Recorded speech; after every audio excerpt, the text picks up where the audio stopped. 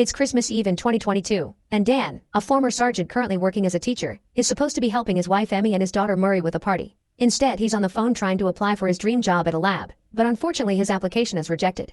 After throwing a disappointed tantrum outside, Dan joins his daughter on the couch and reminds her to do what nobody else is willing to do. The family then watches an important soccer match, but the game is suddenly interrupted when a glowing cloud of smoke and electricity appears on the field and people start coming out of it. These people look like soldiers and they're led by Lieutenant Hart, who informs everyone that they come from the year 2051. An alien species known as the White Spikes have invaded Earth and most of humanity has been wiped out, so these soldiers are here to ask for people to travel to the future with them and help them fight the war. As months pass, countries all over the world send as many soldiers as they can, but it seems it's never enough. The future keeps asking for more people, and only a quarter of those who go come back. When they run out of trained soldiers, the government begins drafting civilians to join the fight. This causes riots on the streets because many people believe they shouldn't be sent to a war that doesn't affect them. Dan continues to work as a teacher, but his students don't seem too interested in what he has to teach because they don't see the point if they'll be dying anyway. The only exception is Martin, who is obsessed with volcanoes and always wants to talk about them all the time. At that moment, Dan receives an important message on his phone. He's been drafted. Dan goes to the military facility and he's put through some tests that confirm he'll be able to join the fight because he'll be dead in 7 years. Suddenly Dan feels a painful sensation on his arm and discovers they've put a metal device on his arm. He's informed that the device will keep track of him in the future. After 7 days of touring, the device will bring him back. Afterward, Dan goes to tell Emmy the news, and she immediately decides they should run away. Dan points out he can't get rid of a government tracker, so Emmy begs him to talk to his dad, who Dan hasn't seen since he was abandoned as a kid. Putting pride aside for the sake of his family, Dan goes to see his father James to ask for his help, but James thinks Dan was sent by the government to spy on him and an argument ensues. In the end, Dan has to leave with the device still attached to his arm. He returns home to give his family the bad news, but he also promises he'll be back. The next day, Dan goes to the training facility, where he befriends a scientist named Charlie and a fighter called Dorian, who is going back for his third draft. They receive basic training, which includes shooting and first aid, before they're given a full explanation of how the time travel technology works. The time link is similar to two rafts on a moving river, and a river can only move between those 2 points. That's why they can only travel between 2022 and 2051. Those are the fixed points and they can't choose something right before the war. Sometime later, the trainees are resting in the barracks when suddenly the alarm begins ringing. It's time for them to leave. The trainees are confused because they were supposed to have 7 days of training, but they're told the future can't simply choose when they need help. Once everyone has gathered, the time link is activated and a cloud like it appeared during the soccer match begins absorbing them into the future. They're supposed to be going to Miami Beach, but in the control room, something goes wrong with the output coordinates. The group appears in the sky right above the city and falls on top of a building, which causes many of them to instantly die. The remaining members manage to save themselves because they fall into a pool and they only have to swim out. The team looks down at the city of Miami and finds it in complete ruins. They don't know how to proceed, but at that moment they're contacted by a colonel, who informs them the city has been overrun by White Spikes, so soldiers are coming to completely bomb the place. The team's mission is to rescue a research team that is trapped inside a laboratory. The colonel knows Dan has experience in the military and puts him in charge of the team. Dan guides the team throughout the city, giving them indications of how to move properly and finding death and destruction everywhere they go. They find the lab building and when they enter it, they discover a dead alien, so Dorian takes a claw as a trophy. Further inside they find the research team, but they're all dead as part of an alien trap. The colonel asks them to retrieve all the copies of the research and to hurry because if there are bodies around, the White Spikes will be back and the jet fighters are coming closer.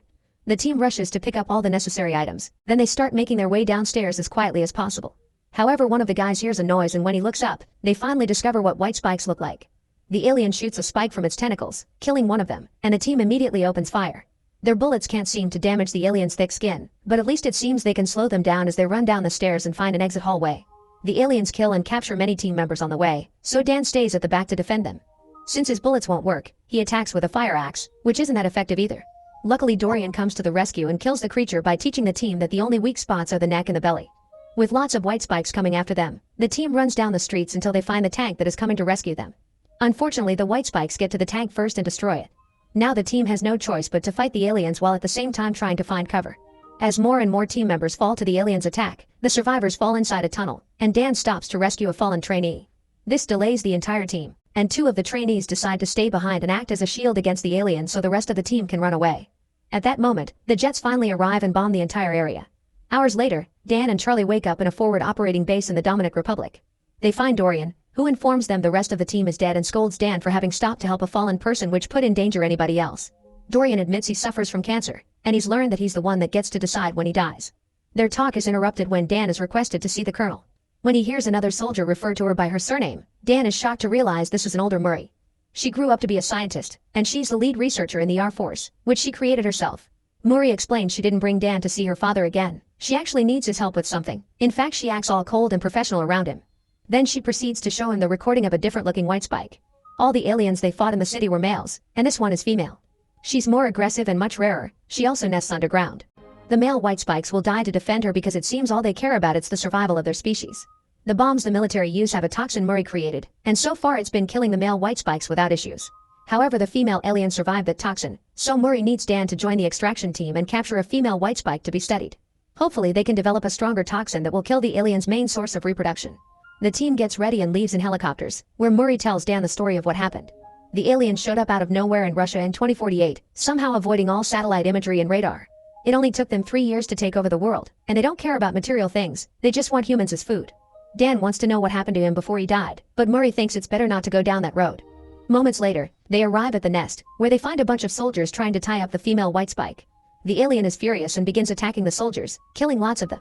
Mori joins them and lands a clean shot on her neck, giving the others the chance to put more rope around her and stop her from leaving. Finding herself caught, the female alien cries out to call for her protectors, and soon the area is swarmed with aliens.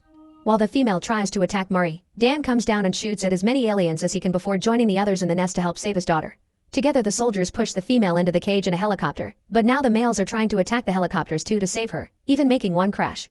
Dan and Mori run to a jeep and start firing at the aliens to give the helicopters the chance to escape with the cage.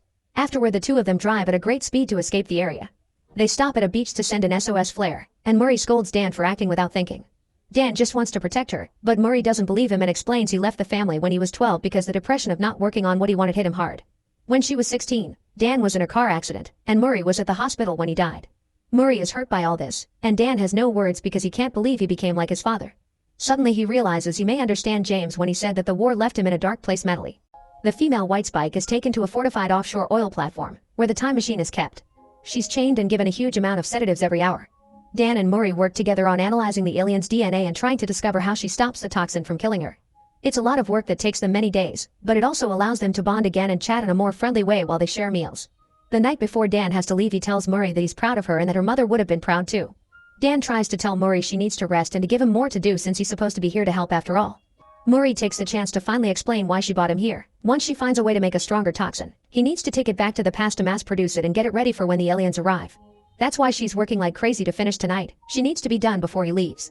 Dan doesn't want to leave Mori behind to her death, but Mori points out she called him because she's the only one she can trust. At that moment, the machine finally finishes a toxin with a 100% match for a female white spike, but it's also the moment the alien wakes up and calls for her protectors. As a bunch of male aliens arrives to attack the platform, Dan thinks they should kill the female to stop the attack, but Mori points out they only have one sample of the toxin and it could help more in the past. While the soldiers begin defending the platform the best they can and many aliens crash into the labs, Mori and Dan run around the platform to try to make it to the helipad where Dan should be for the time jump, which will happen in a few minutes. The two of them shoot lots of aliens on the way, yet Mori still gets hit by a spike. Dan tries to help her walk, but she's in too much pain, and the platform is about to go down because the aliens crashed a ship against it. Mori apologizes for being cold to Dan, and after saying she loves him, she gives him the toxin, urging him to take it back to save everyone. Suddenly an alien shows up and drags Mori down with it, causing Dan to jump after her to save her. However, that's the moment when the time machine activates, and the time link takes Dan, Dorian, Charlie, and the others back to the past. Thankfully the toxin is safe in Dan's hand and the vial doesn't break. Charlie is fine, but he confesses he stayed hidden like a coward. Dan tells Hart they need to mass produce the toxin and send it to the future to kill all the aliens, but Hart has bad news. The time machine isn't working anymore, probably because the aliens on the oil platform have destroyed the other end of it. They can't go back ever again, meaning it's all over. Dan returns home and barely can believe he gets to be with his family again. He's still in shock because of everything he went through. At night he can't sleep, and he keeps visiting Murray to confirm she's alive. When Emmy checks on him, Dan shares what happened with older Murray, and he's still determined to find a solution to all this. Emmy helps him see the facts they have. They know the aliens attack Russia in 2048, but nobody sees the ships arrive. Maybe that's the year they start moving, but they arrive before, and nobody notices because it's in the middle of a frozen nowhere in Russia. So they need to start looking at years before that. The next day, Dan immediately jumps into action. He visits Dorian and convinces him this isn't over yet, then they take Dorian's trophy claw to the lab Charlie works at. Charlie confirms there's sediment on the claw that looks like volcanic ash that came from either China or Korea. They don't understand how Asian ash can end up in Russia, meaning they need to ask a volcano expert. Next, Dan goes to see his student Martin, who explains there was a huge volcanic eruption in Asia thousands of years ago. If the ash was blown by the wind, it could have gotten caught in Russian waters, which eventually became ice. This means the creatures have always been here on Earth, frozen under hundreds of layers of ice. That's why they never saw the ships arrive. The reason why they wake up in 2048 is that's when climate change finally finishes melting all the polar ice. They take this theory to the government, but since they don't have any proof, they aren't given the resources to find the alien nest. They need to do this the illegal way, and Dan knows just the right person. His father James, who has been living off the grid for years and has his own plane. Hearing Dan say I need your help convinces James to help with the mission, no matter how crazy it sounds. Dan also gets in contact with Hart, who worked with Murray in the future and is ready to finish her beloved leader's mission. Hart brings a few soldiers with her, plus plenty of weapons and some copies of the toxin. The team travels to Russia, and Charlie promises this time he won't hide. When they make it to the Academy of Sciences glacier, they begin looking around the area for signs of anything strange. They stop when they discover their machines are going crazy because there's a weird magnetic field surrounding them. Using lots of explosives, the team opens a hole in the ground and enters an ancient cavern, where they finally find the frozen spaceship. Dan points out that entering the ship is extremely dangerous and they could go tell the government they've found proof, but everyone agrees the government has been useless and it's up to them to make things right. They use a chainsaw to cut through the ice and the team enters the ship while leaving Charlie and James outside in case something tries to escape. The group reaches the cockpit and realizes this is a crash site. The aliens never intended Earth to be their destination. Surprisingly, the body of the pilot isn't a white spike. They go into another room and find the actual white spikes inside a series of biopods, which makes them realize they're cargo. They're bioengineered creatures that were used by the pilot's alien race as weapons to colonize other planets. The team begins injecting the pods with the toxin and watches the white spikes wriggling in pain, confirming the toxin kills them. However, their cries also wake up the aliens that haven't been injected yet, causing them to break their pods and attack. The team shoots as many as they can, but some of them manage to escape. Dorian points out they have no choice but to blow up the ship, so he gives Dan his claw and accepts to stay behind to activate the bomb once everyone is out. James begins shooting at the aliens that escape, but Charlie's weapon gets stuck and he begins killing the creatures with a chainsaw. Dan makes it outside and warns them to run away while Hart and the others are swarmed by a huge colony of aliens. Not being able to wait anymore, Dorian makes the bomb explode, bringing every creature down with him and dying on his terms like he wanted. Dan, Charlie, and James get out of the cavern before the explosion hits them, but James explains he saw an alien with a red belly escape. Dan realizes that's the female, so they split up to go after her. The Queen finds one of them and attacks, but it turns out it's a snowman covered in clothes that James put up as a trap. When the Queen goes after him instead, Dan shows up to hit her with his snowmobile.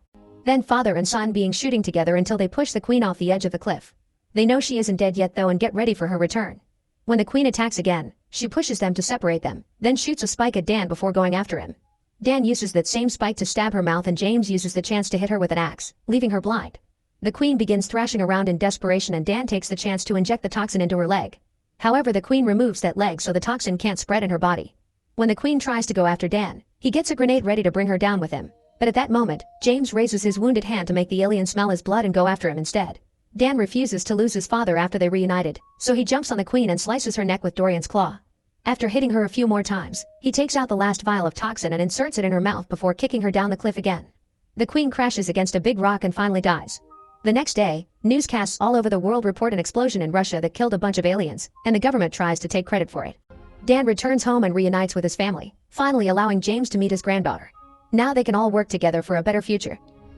Make sure to subscribe and turn on notifications so you can watch more videos like this. Thanks for watching.